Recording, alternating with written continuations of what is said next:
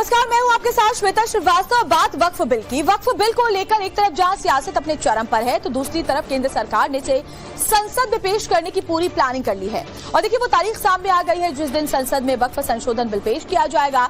इस बिल को लेकर पिछले कई महीनों से पॉलिटिकल फाइट जारी है और अब इसके अंत का वक्त आ गया है। राजनीतिक हो हल्ला के बीच केंद्र सरकार अब इस बिल को नए सिरे से पेश करने वाली है और अब बस चंद घंटे बाकी हैं। चंद घंटे के इंतजार के बाद ये सामने आने वाला है, जिसे लेकर विरोधी खेमा बेचैन है। और इसी से जुड़ी बड़ी खबर आपको बताते हैं वक्फ संशोधन बिल पर। आज की सबसे बड़ी खबर, कल संसद में पेश हो सकता है वक्फ संशोधन बिल। बीएससी की मीटिंग में जोड़ा गया है वक्फ बिल, यानी बिल कल पेश होगा। बिल पेश होने से पहले विरोधियों की सियासत भी जारी है। वक्फ संशोधन बिल 2 अप्रैल को यानी कि कल लोकसभा में पेश हो सकता है। बड़ी खबर आपको बता रहे हैं, सदन में होने वाली चर्चा को लेकर गठित होने वाली बिजनेस एडवाइजरी कमेटी की मीटिंग से पहले वक्फ बिल को भी इसमें लिस्ट किया गया है। दरअसल संसद में किसी मसले पर होने वाली चर्चा से पहले सरकार के साथ दोनों सदनों के सभी दलों के फ्लोर लीडर्स की बैठक होती है और उसके बाद सरकार फैसला करती है। इसे बिजनेस एडवाइजरी कमेटी कहते हैं। सरकार की तरफ से इसकी मीटिंग से पहले वक्फ बिल को भी इसमें लिस्ट किया गया है, यानी कि विपक्ष के फ्लोर लीडर्स उस पर अपनी बात रखेंगे। और ये बड़ी खबर हम आपको बता रहे हैं, जिस पर सरकार अंतिम फैसला लेगी कि बिल कब पेश होना है। लेकिन इस बिल को लेकर सियासत अपने चरम पर है। विरोधी लगातार इस बिल का विरोध कर रहे हैं और बड़ी जानकारी, बीएससी की मीटिंग में जोड़ा गया वक्फ बिल लिस्ट किया गया और कल ये बिल पेश होगा। सरकार की कोशिश यही कि इसी सत्र में बिल को पेश और पास करा लिया जाए और विरोधी खेमा इसको लेकर परेशान है। लगातार भ्रम फैलाने की, झूठ फैलाने की कोशिश की जा रही है, खासतौर पर वो वैसी सरीखे नेताओं की तरफ से जो सीधे सीधे कह रहे हैं कि वक्फ संशोधन बिल लाया ही इसलिए जा रहा है ताकि मुसलमानों की संपत्ति को हथियाया जा सके, जबकि प्रावधान बिल्कुल अलग हैं। गृह मंत्री अमित शाह भी साफ कर चुके हैं कि सिर्फ झूठ फैलाया जा रहा है। इसमें जो भी बदलाव किए गए हैं, संशोधन किए गए हैं, वो मुसलमानों की बेहतरी के लिए है और साथ ही पारदर्शिता के लिए है। लेकिन ये पारदर्शिता ही उन लोगों को, उन नेताओं को गवारा नहीं जो कि इसके जरिए अपना वोट बैंक देखते हैं। जब नमाज पढ़ने जा रहे हैं तो सरकार को सिर्फ याद दिला रहे हैं कि इस मुल्क में रहने वाले मुसलमान जो हैं वो नहीं चाहते हैं कि वक्फ की बिल में कोई भी अमेंडमेंट किया जाए। ये वक्फ की ज़मीन सरकार की दी हुई नहीं है। कहीं न कहीं शक है इस सरकार पे कि हमारे मस्जिदों को कल जो है उसकी ज़मीन को जो है कहेगा ये जो वक्फ की ज़मीन नहीं है और मस्जिदों को अपना लिया जाएगा, हमारे साथ ज्यादती होगी। मैं समझता हूँ कि इस बिल में अमेंडमेंट नहीं होना चाहिए। इसका हम सरकार को एक जो है इशारा दे रहे हैं, बता रहे हैं कि भाई हम इस बिल के खिलाफ हैं, इसलिए काली पट्टी बांधी जा रही है। अगर वक्फ बिल पास हो जाता है तो कहीं ना कहीं हमारी मस्जिद को भी खतरा हो सकता है, किसी भी मस्जिद को, क्योंकि कोई भी ये कह सकता है अपनी मस्जिद के कागज दिखाओ। अब 300 साल के कागज कौन लाएगा, 400 साल के कौन लाएगा। केरला में जो पहले मस्जिद बनी थी 1400 साल पहले बनी थी, उसके कागज कौन लाएगा। हमारे धर्म में जो वक्फ है ना, वो ओरल भी है, ज़बानी। रजिस्ट्री होना, लिखत होना ज़रूरी नहीं है। अब वक्फ बिल जो बन रहा है वो कहते हैं कि रजिस्ट्री दिखाओ, पेपर दिखाओ, कागज़ दिखाओ। अब हमारे धर्म में कागज़ है ही नहीं। देखिए क्या है, भाजपा के पास बहुत से काले पन्ने हैं, ठीक है। सफ़ेद पन्ने भी होते हैं, सुनहरी पन्ने भी होते हैं, जो सुनहरी अक्षरों से ले जाते हैं। ये काले पन्ने हैं जिन पे भाजपा अपने सफ़ेद अक्षर लिखने की कोशिश कर रही है, ठीक है ना।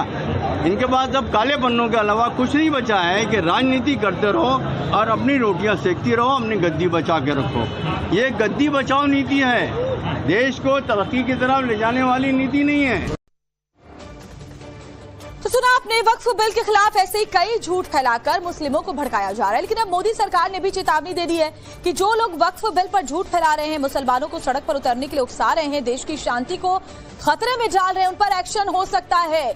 बड़ी खबर आपको बताते हैं, केंद्रीय अल्पसंख्यक मंत्री किरण रिजिजू ने प्रेस कॉन्फ्रेंस कर वक्फ संशोधन बिल पर कुछ बहुत जरूरी बातें बिल्कुल क्लियर कर दी हैं। कौन कौन सी वो बातें, चलिए वो हम आपको एक करके बता देते हैं। तो पहली बात क्या है, वक्फ बिल पर जो लोग जानबूझकर झूठ फैला रहे हैं, उकसा रहे हैं, उन्हें कानूनी कार्रवाई का सामना करना पड़ सकता है। इसके अलावा दूसरी बात आपको बताएं, बिल फिर से संसद में पेश होगा, विपक्ष अपनी बात रख सकता है। हर प्रावधान पर चर्चा को सरकार तैयार है। पॉइंट टू पॉइंट जवाब दिया जाएगा, तर्क के साथ, लॉजिक के साथ विरोध कीजिए। जो गैर संवैधानिक है वो बताइए। तीसरी बात जो कही गई सरकार की तरफ से, किरण रिजिजू ने बताया कि इतनी गहन चर्चा इतिहास में किसी बिल पर नहीं हुई। 97 लाख से ज्यादा सुझाव मांगे गए, लोगों से सुझाव लिए गए हैं और उसके बाद संशोधन किए गए हैं। चौथी बड़ी बात है, आम मुसलमान वक्फ बिल के विरोध में नहीं है। जिन लोगों ने वक्फ की संपत्तियों पर कब्जा किया हुआ है, जो मुस्लिम वोट बैंक की राजनीति करते हैं, सिर्फ उन्हें इस बिल से दिक्कत है। तो आपको सुनवा भी देते हैं केंद्रीय अल्पसंख्यक मंत्री किरण रिजिजू ने क्या कहा है, और फिर बताएंगे कि वो कौन से लोग हैं जिन्होंने वक्फ बिल के समर्थन में उतरकर वक्त और जज्बात सब बदल दिया। वक्फ बिल आने से पहले समाज में तनाव पैदा करने के लिए कुछ संगठन जो प्रयास कर रहा है, हमारा नज़र में आ रहे हैं। 2-3 दिनों से मैं देख रहा हूं कि रमज़ान के समय और आज ईद के समय में भी हाथों में काला पट्टी बांध करके आने का आह्वान करना और सड़कों पर उतरने के लिए उकसाना, ये हमारा देश के लिए ठीक नहीं है। कुछ लोग मुसलमानों का मस्जिदें, कब्रिस्तान और मुसलमानों का जमीन जायदाद छीन लिया जाएगा, ऐसा क्यों बोलते हैं? मुझे समझ में नहीं आ रहा है। ये देश संविधान से चलता है, कानून से चलता है, किसी का जमीन कैसे छीन सकता है?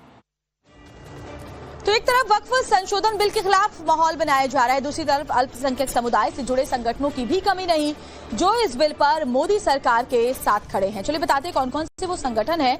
तो देखिए, केरला कैथोलिक बिशप काउंसिल ने वक्फ संशोधन बिल का समर्थन किया है। इसके अलावा और कौन कौन से जो संगठन है आपको बताएंगे। काउंसिल ने केरल के सभी सांसदों से बिल का समर्थन करने की अपील की है। इसके अलावा Catholic bishop conference of India ने भी वक्फ संशोधन बिल के समर्थन की अपील की है। Catholic bishop conference of India ये भी मानता है कि मौजूदा वक्फ कानून के कुछ प्रावधान असंवैधानिक हैं। तो कई ऐसे संगठन हैं जो कि अब समर्थन भी कर रहे हैं और मुसलमानों से इस संशोधन का समर्थन करने की मांग भी लगातार उठा रहे हैं। वक्फ से उनका क्या ताल्लुक है? वो क्रिश्चियन हैं, क्रिश्चियंस के रिलीजियस लीडर हैं। अगर क्रिश्चियंस के रिलीजन में कोई इंटरवेन करेगा, बर्दाश्त करेंगे? मुझे लगता है कि वो भारतीय जनता पार्टी के एजेंट है।